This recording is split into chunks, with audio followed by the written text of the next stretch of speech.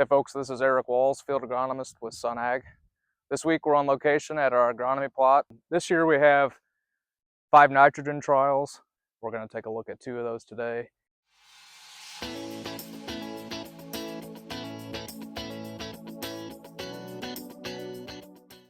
We're in our nitrogen trial, which 70 pounds of nitrogen was applied to this when the corn was about V5. And we can see we've got some nitrogen deficiency showing. So nitrogen starts at the midrib and works its way out. We also can see we have some potassium deficiency, which starts on the outer edge of the leaf and works its way in.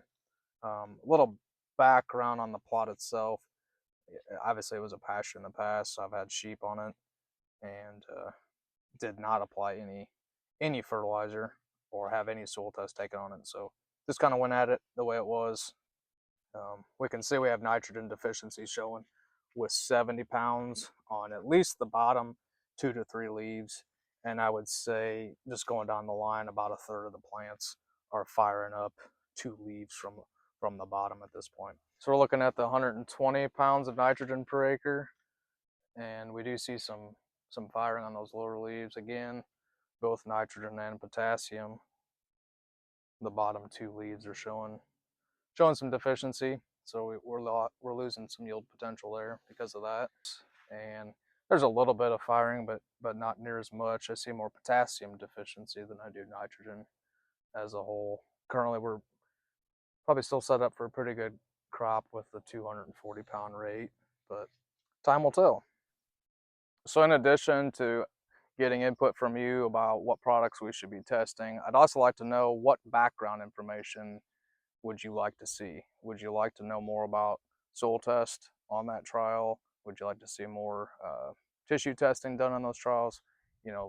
Let us know what background information is needed so that you can trust this data more. Leave some comments. We want to know what other information you would like to see or to know to make you confident about putting that product in your field.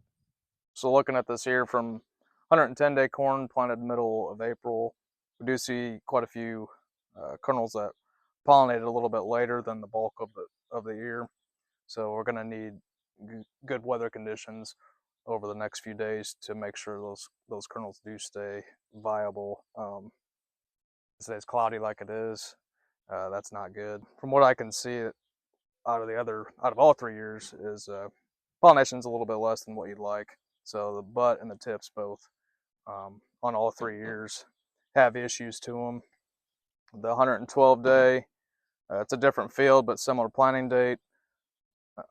We got more tip issues on all three of these years show issues. So probably going to abort a lot of these smaller kernels if we don't get more favorable weather, which would be sun and a little bit more warmth.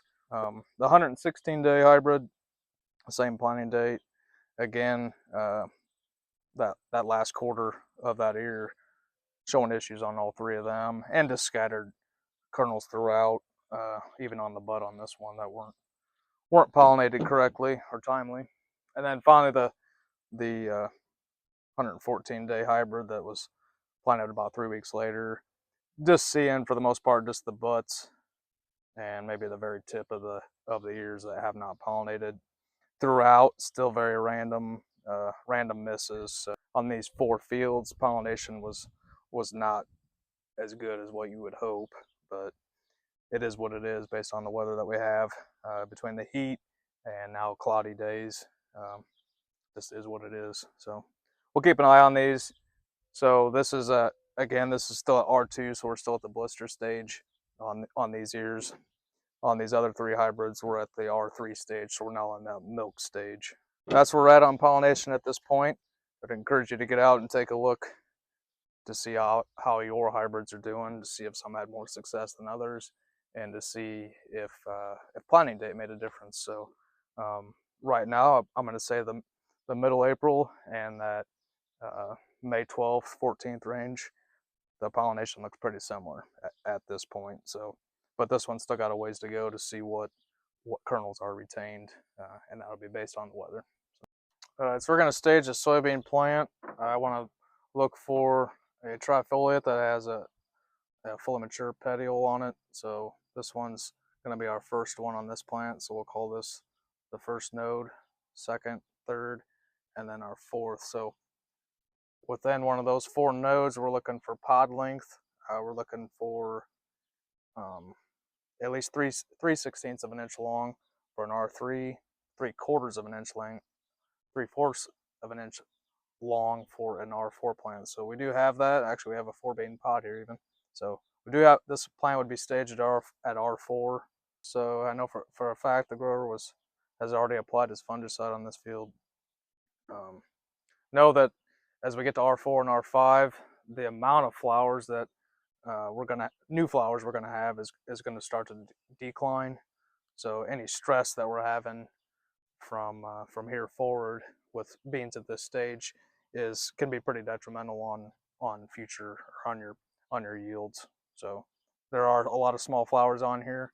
If we get some more sunny days, we need a little more rain. We've been 2 weeks without anything significant, so gonna need some decent weather to help finish out some of these newly forming flowers. Thanks for watching this week's episode of Fieldside Chats. Again, we want to hear from you about what products you want to see in the 2027 agronomy plot north of El Paso. And thanks for choosing Sun Ag. We'll see you next time.